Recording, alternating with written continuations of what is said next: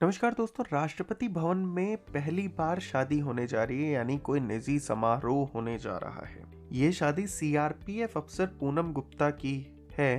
पर यहाँ सवाल ये उठता है कि क्या राष्ट्रपति को ये अनुमति देने का अधिकार है? क्या है संवैधानिक प्रावधान? किन परिस्थितियों में ऐसा किया गया है और कौन है पूनम गुप्ता, किससे इनकी शादी होने वाली है, ये जानने की कोशिश करेंगे इस वीडियो में। दोस्तों, क्या आपने कभी सोचा था कि राष्ट्रपति भवन, जहां देश के सबसे बड़े फैसले लिए जाते हैं, जहां भारत के राष्ट्रपति रहते हैं, वहां किसी की शादी हो सकती है? लेकिन इतिहास में पहली बार सीआरपीएफ की जो असिस्टेंट कमांडेंट है पूनम गुप्ता, इनकी शादी होने जा रही राष्ट्रपति भवन के अंदर। तो अब यहाँ पे कुछ सवाल उठते हैं कि क्या ये एक नया इतिहास लिखने वाला पल है, या क्या राष्ट्रपति भवन का कोई आम नागरिक निजी समारोह के लिए इसका इस्तेमाल कर सकता है? और सबसे बड़ा सवाल, क्या राष्ट्रपति को इसकी अनुमति देने का संवैधानिक अधिकार है? चलिए इस अनोखी शादी की पूरी कहानी जानते हैं। आइए तो जान लें कि कौन है पूनम गुप्ता। इस ऐतिहासिक शादी की दुल्हन कोई आम लड़की नहीं है, बल्कि सीआरपीएफ की बहादुर ऑफिसर पूनम गुप्ता है, जो राष्ट्रपति भवन की सुरक्षा में ही तैनात है। पूनम गुप्ता का सफर शिवपुरी मध्य प्रदेश से शुरू हुआ। गणित में इन्होंने ग्रेजुएशन की, अंग्रेजी साहित्य से पोस्ट ग्रेजुएशन की और फिर बीएड पढ़ाई में इन्होंने दाखिला लिया, वो की। लेकिन इनकी मंजिल सिर्फ किताबों तक नहीं थी। 2018 में इन्होंने यूपीएससी सीएपीएफ एग्जाम को क्वालिफाई किया, और ना सिर्फ क्वालिफाई किया बल्कि इसमें 81वीं रैंक भी हासिल, और सीआरपीएफ की असिस्टेंट कमांडेंट बन गई। असिस्टेंट कमांडेंट के तौर पे इन्होंने बिहार के नक्सल प्रभावित इलाकों में ड्यूटी दी, और राष्ट्रपति भवन में पर्सनल सिक्योरिटी ऑफिसर पीएसओ के तौर पर ये तैनात। चलिए ये सब तो ठीक है, पर इनको शादी की अनुमति मिली कैसे? अब सबसे बड़ा सवाल ये है कि राष्ट्रपति भवन में शादी की अनुमति मिलना असंभव सा लगता है, लेकिन फिर पूनम गुप्ता को यह सम्मान क्यों दिया गया? संवैधानिक रूप से राष्ट्रपति भवन कोई प्राइवेट वेन्यू नहीं है जहां पे शादी, ब्याह या इस तरीके के समारोह हो सकते। भारत का राष्ट्रपति इसका मालिक भी नहीं है, बल्कि इसका एक संरक्षक। तो फिर यह फैसला कैसे हुआ?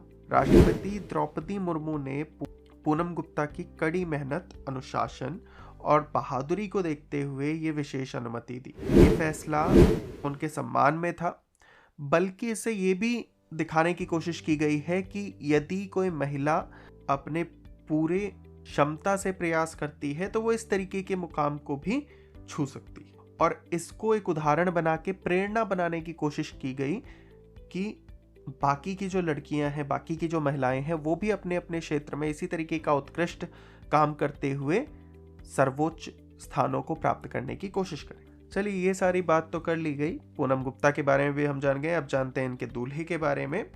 तो देखिए, शादी के दूल्हे पर अगर हम आए तो पूनम गुप्ता के जीवन साथी जो है वो भी कोई आम व्यक्ति नहीं है, बल्कि वो भी सीआरपीएफ में ही असिस्टेंट कमांडेंट के पद पे है। इस समय जम्मू कश्मीर में तैनात है। दोनों की मुलाकात भी सीआरपीएफ ट्रेनिंग के दौरान ही हुई थी, और अब ये रिश्ता शादी में बदलने वाला है। अब सवाल उठता है कि समारोह कैसा होगा? क्या कोई बहुत ग्रैंड इस तरीके की शादी की जाएगी? तो नहीं, वेन्यू जो है वो राष्ट्रपति का मदर टेरेसा क्राउन कॉम्प्लेक्स है, वहां पे ये शादी होगी।